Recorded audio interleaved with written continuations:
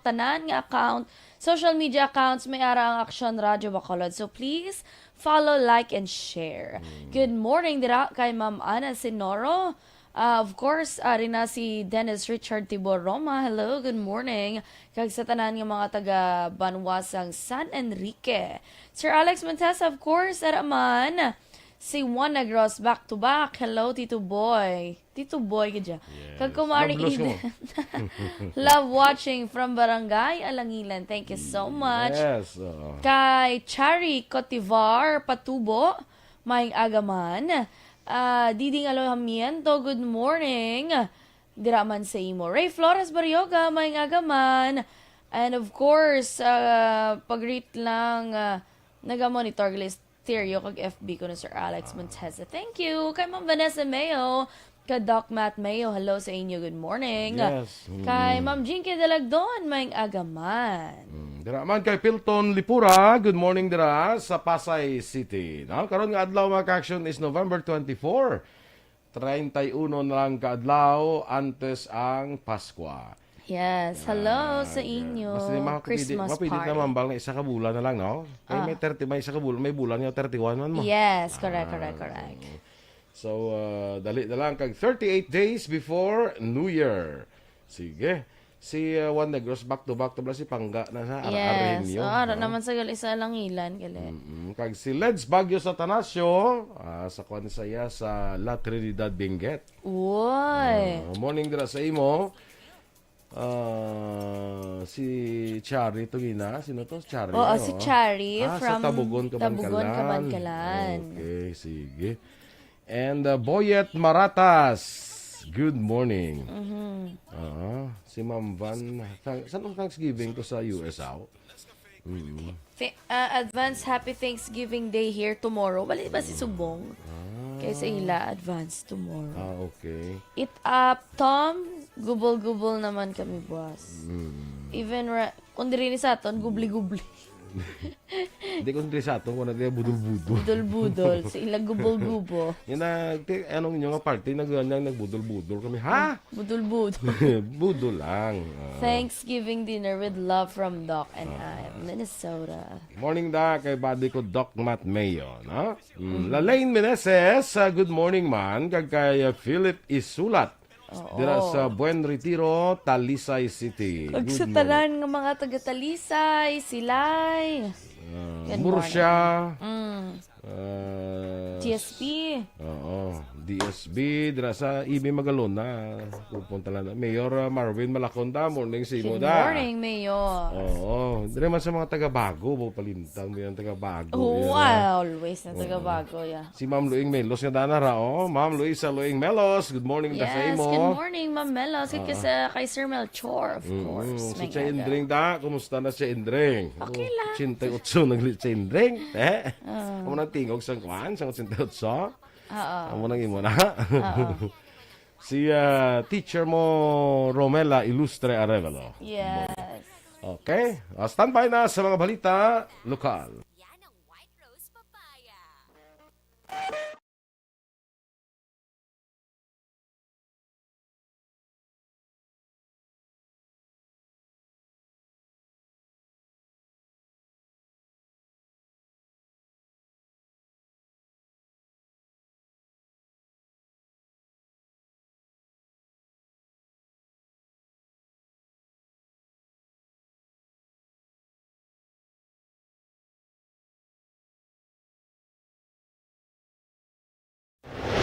Aksyon! Balitang Bayan, numero 1. Sa detalye na sa ato panguna ng mga balita lokal, tuman nga kalipay na batyagan sa isa ka Iloy matapos nakita sini sa atong Miyerkules o kung kagabi mga alas 9 sang aga nga buhi pa ka nakapauli pang yang bata sa Banwasang Moises Padilla ngaging kilala kay Jordan Gamayo 23 anyos matapos ginaligar ginabdak sa Purok Hiyang-Hiyang Barangay Kabatangan Siyudad Santa Lisay. Sa exclusive nga interview sa Action Radio Bacolod kay Feli Gamayo, nakalabot siyang balita gikan sa 17 anyos nga live-in partner ni Jordan nga samtang nag-obra bilang bantay sa manukan ni Engineer Olea sa Barangay Kamatangan. 8 ka armado nga individual nga lunsay nakabonet kang isa nagpakilala nga si Ronnie Celis. Ginaligar miyembro sang NBI ang nagsulod sa manukan kag ginaresto nga bata sa kaso nga robbery. Dunga man ni Feli Gamayo, nagpamaliban ang grupo ni Celis nga ipakita sa magulang kag sa live-in partner ni Jordan ang kopya sang warrant of arrest. Sa baylog pasakay ini sa puti nga adventure nga may plate number TFT 5961. Oo, nakapalagbunan nito sir. Ang ito kanina nakapsalan. Din siya dampi ginabdak, ma'am. Mama ka lang, Jeff, kuno, basta magulang niya. Alas 10 ang aga. Oo. Sa diin, ma'am. Sa may talitay dito sa resort sa Kapistuan. Maladiray. Ang kabayan sa pahayag ni Feli Gamayo ang Ilois ang kung ang Ilois ang ginaabdak o kung ginaligar ginabdak. Ginpahayag naman sin 17 anyos nga live-in partner ni Jordan Gamayo nga hungod ini nga nagsakay sa puting nga adventure. Agud upda ng iya live-in partner nga si Jordan Gamayo sa kabalaka nga may malain nga matabo apang ginpapanawag sa salakyan pagabot sa economic highway sa Barangay Kabug, syudad sa Bacolod. Dugang pasang 17 anyos nga babayi, ginposasan, gintampa, gintabunan ng ilang mga mata kag ginpaduko sa salakyan samtang ginapamangkot sang 8 ka mga individual. Ginpahayag man sini nga pilit ginpaako si Jordan sa kaso nga rape kag pagpangawat. Sa paglaong nga mabuyan ang duha ginpahayag sang 17 anyos nga babayi nagaisahanon ini ginpapanaog nga sa salakyan sa economic highway sang Barangay Kabug kag ginbayaan sa dalan samtang dala sang ginaligar abductors si Jordan. Sa bulig sa mga barangay official sa Barangay Kabug, ilabi na ni Kagawad Rosana Ilon, gindala ang 17 anyos nga babayi para i-report kag magpa-record sa Police Station 9 angot sa ginaligar abduction. Hindi naman matumod ni Jordan Gamayo kung sa din nga lugar siya gindala sa iyang mga abductors. Suno kay Gamayo, sa isa ka madulom nga lugar ginpasulod ni sa isa ka buho kag tuyo kung tani patyon pagi sa pagluthang apang wala nakalupok ang armas rason ang ining nakadalagan kag nakapalagyo padulong sa masiot nga bahin sa katubuhan. Suno kay Gamayo, ginapahat-pahat sini ang iyang naagyan sa pagpalagyo kasi nagpapagpati nga wala na sang nagasunod sa iya. Naglakat ini halin sa siyudad sang La Carlota padulong sa Barangay Antipolo sa Pontevedra. Sa din siya ang nakita sa himata kag nakapauli sa ilas nga puluyan sa crossing Magalion sa banwa sang Moises Padilla takna alas 9 kahapon sang aga. Ginpanghiwala man sa aligasyon angot sa kasong rape kag pagpangawat. Nagapati si Gamayo sa posibilidad nga basi maulamid lamang iyang ngalan sa kaso nga wala niya nahimo.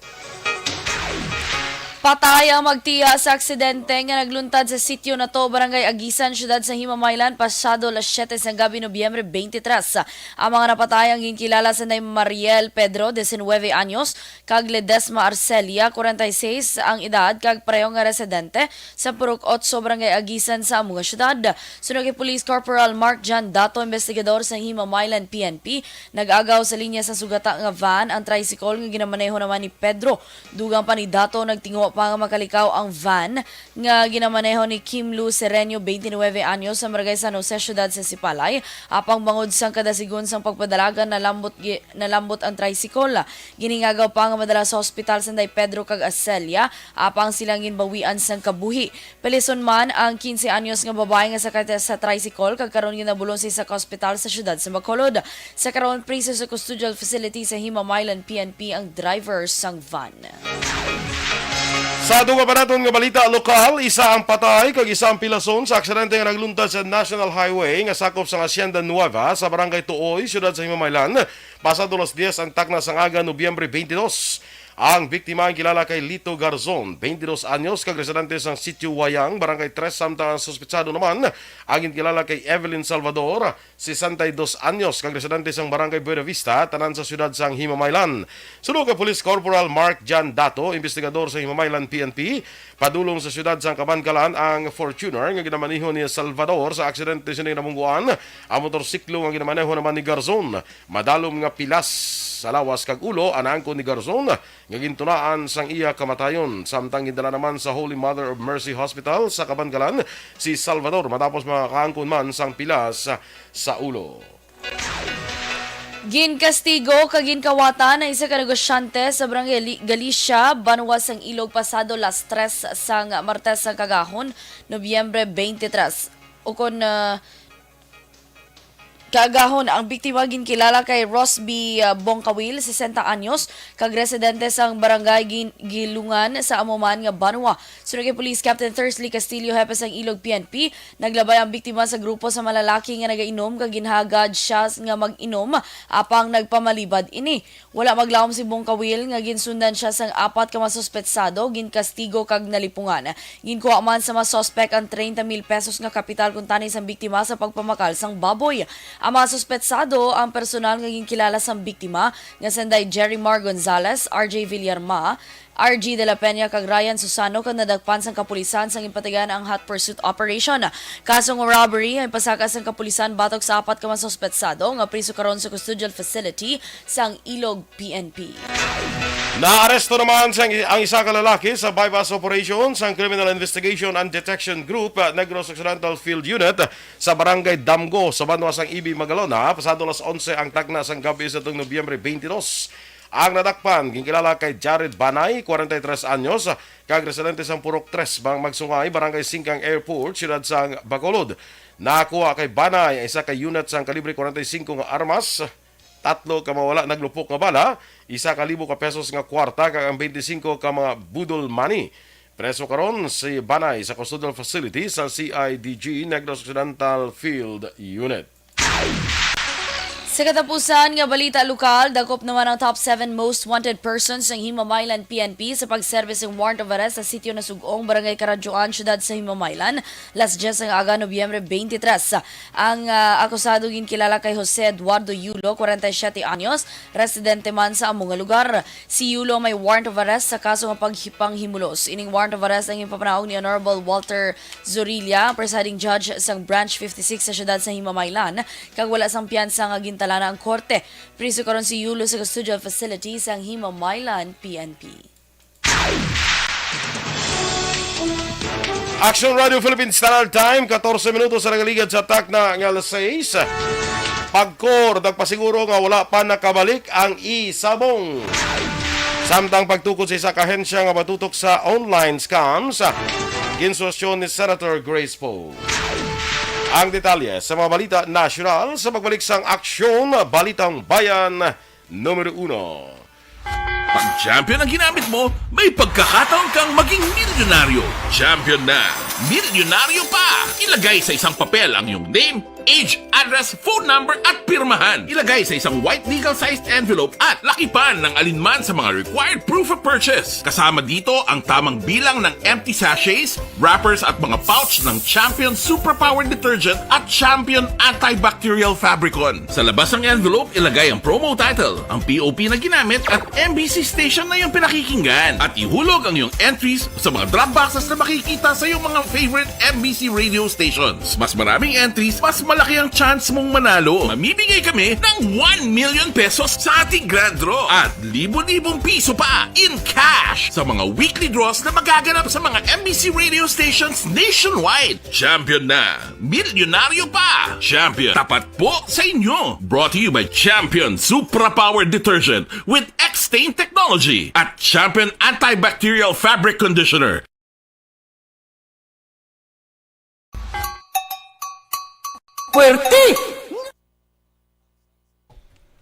Okay, morning dra kay Cecil Bikbek. Watching from Yellow Bell sa kanisa barangay binubuhan niya Yes. sa Bago City. No? Morning dra sa imo Bek, Cecil gali Bikbek. Ano man? Aileen Ano Bilogor. apelido yan ang Bekbek? Hindi daw ayo daw lain ang apelyido ni Cecil eh. Parinte na sa ni kon mo daw parinte na sa ni Jess ay Jess ayungon lang do parinteanan na sila. To aton lang kwan nga OJT bla sa Was Negros. Hindi ko sigurado. Aileen Deligorio, morning ma. May bawi. Kasi mo imo ko lang lang. May bawi sa punta. Kag draman si Arbafa Batch 3 sang Orchids kag Yellow Bell sa kita mo barangay Binubuhan. Siling ni Alex niya doon nag-reduce taga may din how. mga 20% ang dula mo, but still gorgeous. Sana all. Hindi man, Natakos mo. why man actually nag-reduce actually. Sa kuha nila na sa iya nga, ng bangs bala na why matakod na. Nadakuan lang to sa iya, sang gasuksok sa Ay, mo bangs. na. Oo. Kapag ako ang bangs, gali. Di, blaki ka dugang ka? Amo na gali. Kaya mo na siya. Sige Di, ang bangs to is equivalent to 20%. Good. Basta? Okay Si Aquino Mendez Christopher.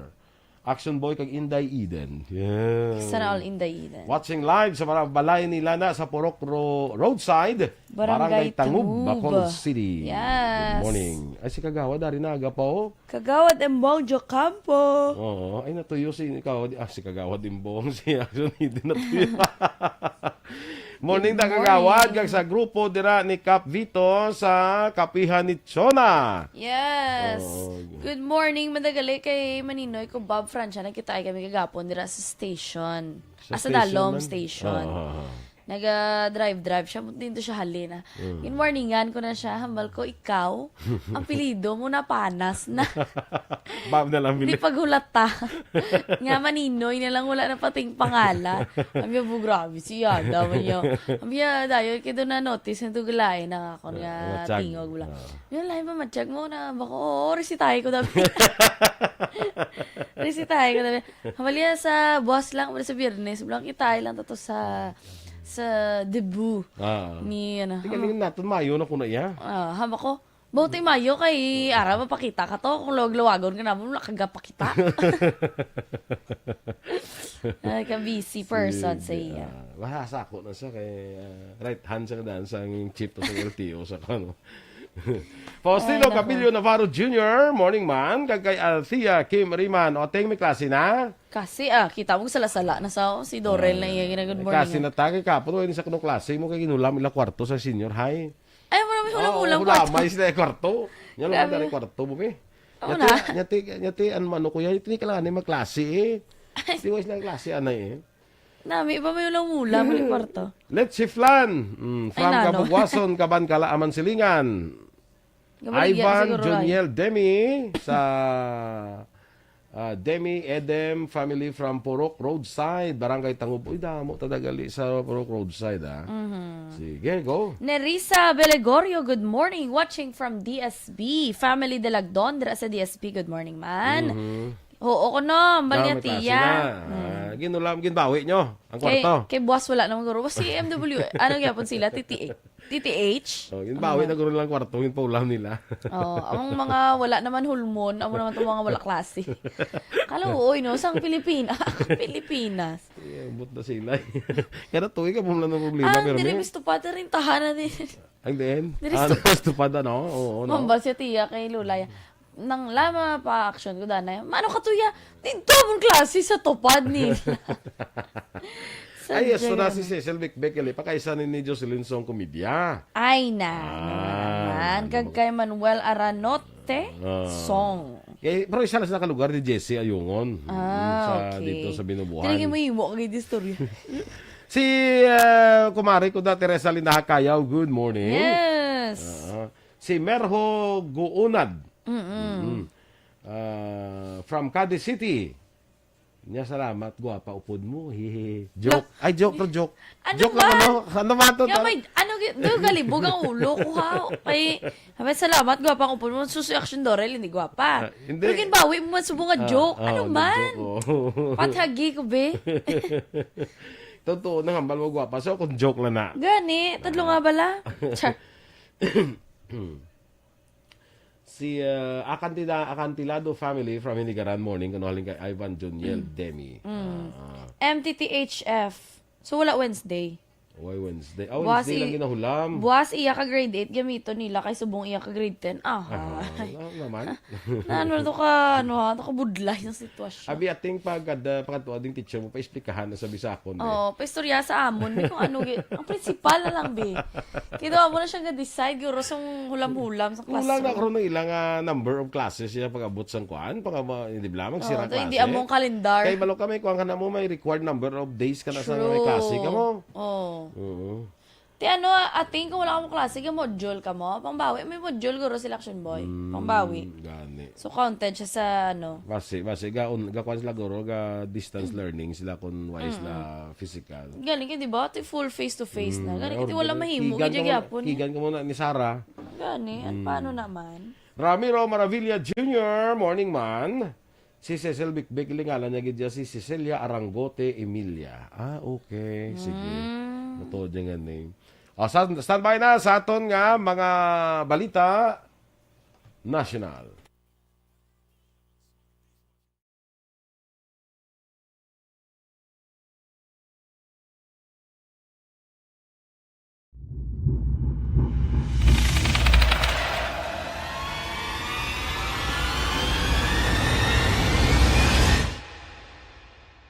Umbra! Umbra! Mga misteryo, katingalahan, pantasya, kagkatanagaan sa likod sang mga lando. Mga kasaysayan sa dupa, subong kag mahimo sa palabuto, katulad sa mga Pinoy legendary story. Aswang, manananggal, amaranhi, tiktik, tayho, kamang-kama, kag mga duwende, Maria Makining kag bruha sa kuweba, magkapala nindog balahibo kag makahaladlo, makasilig ni nga mga kasaysayan katulad sang ginsudlan sang malain nga espiritu kag demonyo, kondinado, reincarnation, kag iban pa nga mga kasaysayan May tatido lagi, ha? nga makapanganga samtang amat-amat nga tukibon ang mga ginsuguran tugtog sa katapusan. Mabatian kada aga pagkatapos Aksyon! Balitang Bayan, numero 1. Action Radio Philippines Standard Time, las 6:23. Detalye na sang mga balita national. Nagpasiguro ang pagkor sa mga senador nga wala pa nakabalik ang isabong sa hearing sa Senate Ways and Means Committee on Philippine Offshore Gaming Operations. Ginpamangkot ni Senador Bato de la Rosa kung nagbalik na ang isabong. Ginakwestiyon ni De La Rosa kung illegal sa karon ang mga nag-ooperate, rason nga nagpangabay ini nga bantayan para hindi madula ang pagsalig sang publiko. Wala naghatag sang detalye si De La Rosa sa illegal operations sang isabong, apang nagpasiguro ang pagkor nga regular ang ilang monitoring. Suno kay De La Rosa, wala pa nakita ang 34 ka missing nga tao bangod sa isabong, kag posible ini ang madugangan pa. Antes ng panahog sa puesto, ginmando ni Anay Presidente Rodrigo Duterte nga ipauntat ang isabong operations kag ini ang nagpadayon karon nga Marcos administration.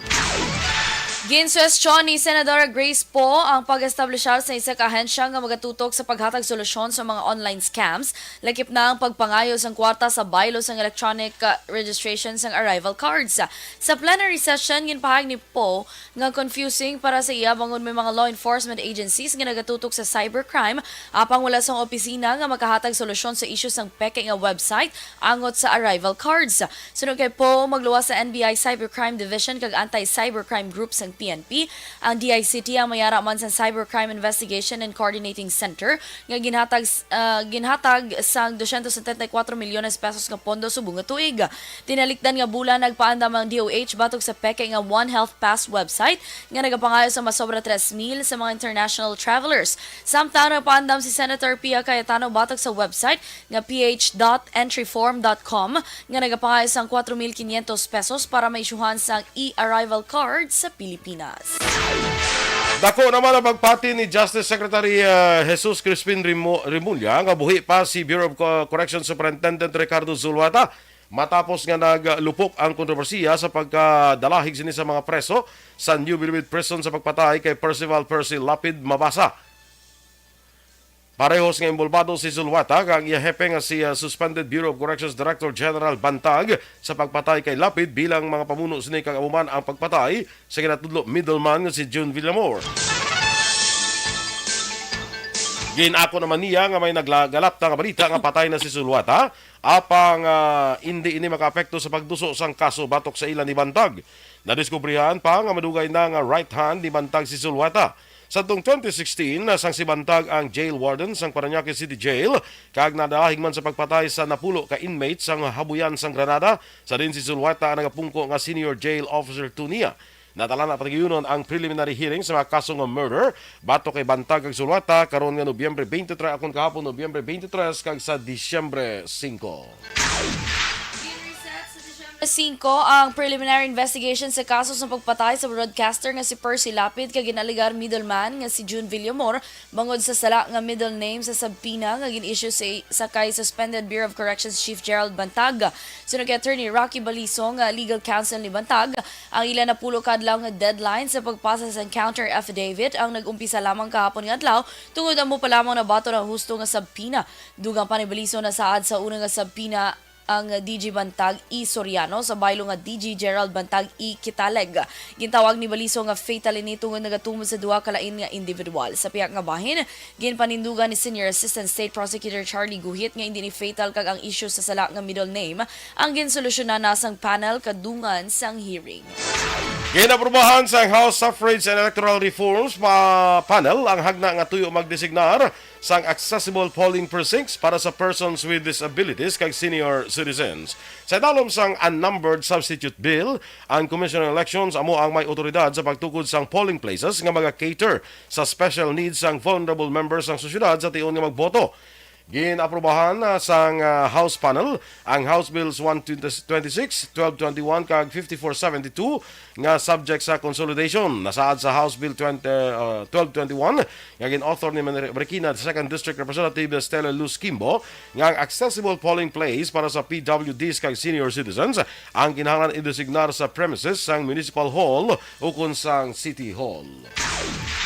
Nag-aapelar sa karon si Presidente Ferdinand Marcos Jr. sa mga Pinoy scientists kag researchers nga magpabilin sa Pilipinas kag ginpahayag nga mahimo sila nga mangin active members ng gobyerno sa patag sang nation building.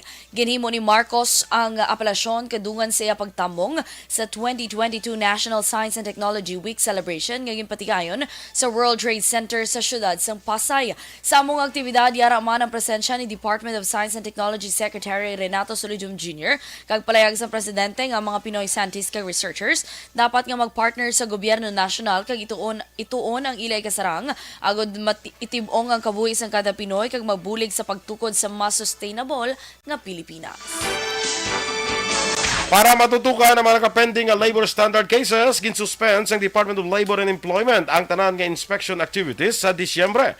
Base sa Administrative Order No. 342 Series of 2022, ginmanduan ni Labor Secretary Bienvenido Laguasma ang iyang mga regional directors nga untaton temporaryo ang labor inspections umpisa Disyembre 1.